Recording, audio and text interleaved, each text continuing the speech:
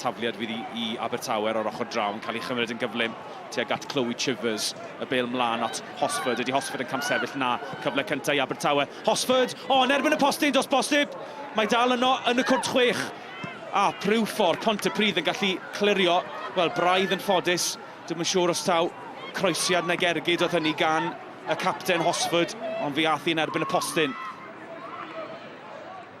Finch unwaith eto mae'n heibio. Person cyntaf, Pinder yn ei gadael i. Dos bosib yn ergyd, Stacey John Davies unwaith eto, gael ergyd fyna. Am arbediad gan y golwr. Wojciechka yn effro, chwarae teg. Lake at Chivers. At Pinder, chwarae da, ochr y cwrt Cosby. Cyflem groesau fan hyn, Pinder. Mae di dod o ddiar. Y capten, Claire Daly, mor anffodus i Pontypridd. Ond mae Abertawe wedi bod yn crocio'r y drws yn sicr. Ac un o chwaraewyr Pontypridd yn roi'r bêl mewn i'w gol i hunain. Ond fydd Abertawe yn poeni dim. 26 o funudau yma, a maen nhw ar y blaen. Fel y disgwyl, fe gafodd Abertawe y rhan fwyaf o'r meddiant yn yr hanner cyntaf. Maen nhw'n dod yn othento. Pinder a'r croesiad, wel, reit yn canfod Hosford yn gyfle cynnar fan hyn i Abertawe. Hosford! Am gol hyfryd! Dwi'n yn siŵr os taw ergyd neu croesiad oedd hynny, ond fydd Hosford ag Abertawe yn poeni dim. Rhyw 30 eiliad i fewn i'r ail hanner am Abertawe newydd y blu mantes. Turner reit i fewn i'r gwynt. Mae dal yno, ydy di gol, mae'n gefn o'r hwyd.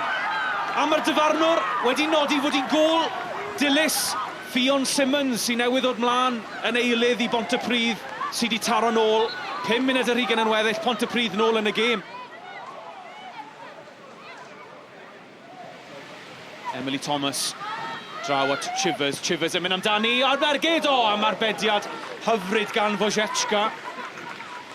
Chivers yn mynd amdani o ryw 5 llath ar hugain. Mi oedd hi'n ergyd yn mynd i'r gornel ucha, rhai dweud. I think it was a very tough second half. I think we stepped off the gas a bit. I think we allowed Ponty to come back into it, especially when they scored. But the good thing about this side is they show that resilience week in, week out, and we needed it second half, but I thought first half we were well in control. So you had your first point of the season last week, backed up with a really, really good performance this week. It looks like you're on a good trajectory for the rest of the season. Yeah, it won't be long. We'll have our first win. The girls are working so hard in training. I said that last week, and they just keep pushing and pushing, and they'll get there. Your goal right at the beginning of the second, I'm going to ask, was that a cross or a shot, or you're not going to answer? No, it was a shot. I came off the pitch and someone said, great cross. I was like, no. To be fair, when I'm in the box, I just try and get a shot off, so yeah, I'll take it. It was a game of two halves. You completely controlled, like you said, the first half. And then, do you think the weather outside, did it go in their favour more than your style in the second half? Yeah, I think so. I mean, when it was 2-0, I still think we were quite relaxed. But obviously conceding that goal is really frustrating. I think it put us off a little bit and settled us. But obviously, we've shown good resilience to see the game out and get the 3 points. I think the girls adjusted a little bit. They've got some really good players, some quick players, and they needed some time to adjust to that. But as I said, the game plan worked.